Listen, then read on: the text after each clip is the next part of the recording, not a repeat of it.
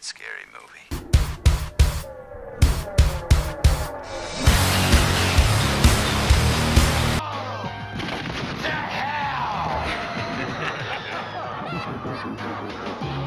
Tales from the Hood.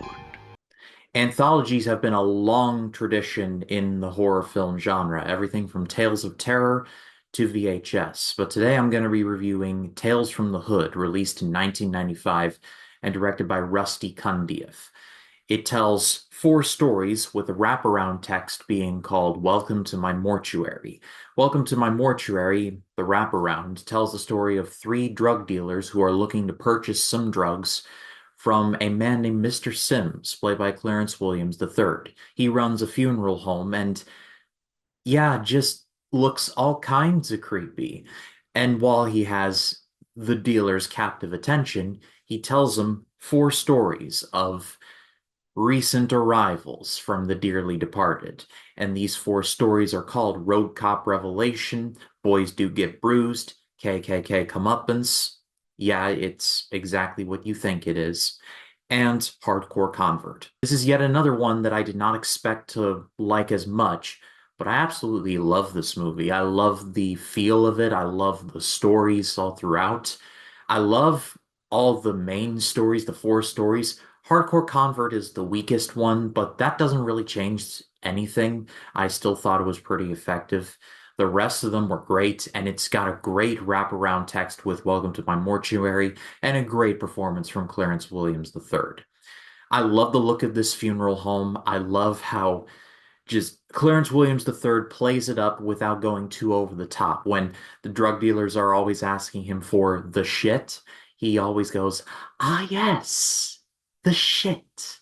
I love that delivery so much. The first story is called Road Cop Revelation, about a group of corrupt cops beat up a beat up a civil rights activist and pin a suicide on him, to the chagrin of one of the rookie cops who is a young black officer. Like, this is one of his first big things.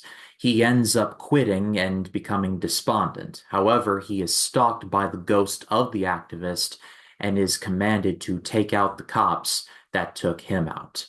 This thing was disturbing and creepy across all fronts.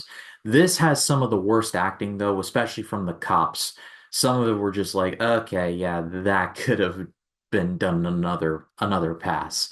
But the story was incredibly effective. It has one of my favorite, I'm gonna call drag me to hell moments, where literally a body grabs one of the cops by the sensitive area and drags the cop to hell. The second story, called Boys Do Get Bruised, is about a young boy who turns out is living in an abusive home, which is run over with an iron fist by the father, played by David Alan Grier of In Living Color fame, among many, many other things. David Alan Grier is beyond creepy in this thing. He was terrifying across all fronts. In my research, I found that David Alan Grier didn't do a ton of horror. That's a bit of a missed opportunity there. I thought he was great here, and I feel like he could do more. Of all the stories, this one has my favorite conclusion. I won't give it away here, but let's just say it involves the young boy drawing a picture of his dad, and, well, the picture being not only a metaphorical representation, but a physical one too. I'm just gonna leave it at that. Also, stretch before you watch that one. You'll know why when you watch it. Third one, KKK Comeuppance, is about a former member of that KKK trying to run for U.S. Congress. He purchases of a home in the South that was notorious for its practice of slavery. It's pretty much this version of Candyland from Django Unchained. He hears that the home is cursed, but he does not believe it for a second. And, well, let's just say his non-belief bites him in the ass hard. I won't spoil what happens, but let's just say this is the more overt commentary of the movie, and that's not necessarily a bad thing in this case. I mean, the dude being the main dude, the guy running for Congress, is pure evil. Let's not get that twisted. And so his comeuppance is well deserved. And I got to give credit where credit is due.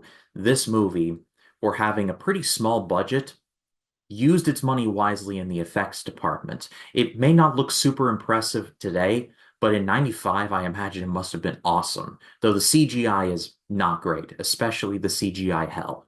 And then we get Hardcore Convert, which, like I said, is the weakest of the four, but it is effective in what it's trying to convey, and it ties all of the stories, or well, at least the wraparound text to the this fourth story. It ties it all together in a nice bow, and I did appreciate the continuity there. Also, it's got a pretty uncomfortable moment where the main character of the short is captured and then basically strapped to this table with all kinds of tubes and wires, and I was uncomfortable just watching it.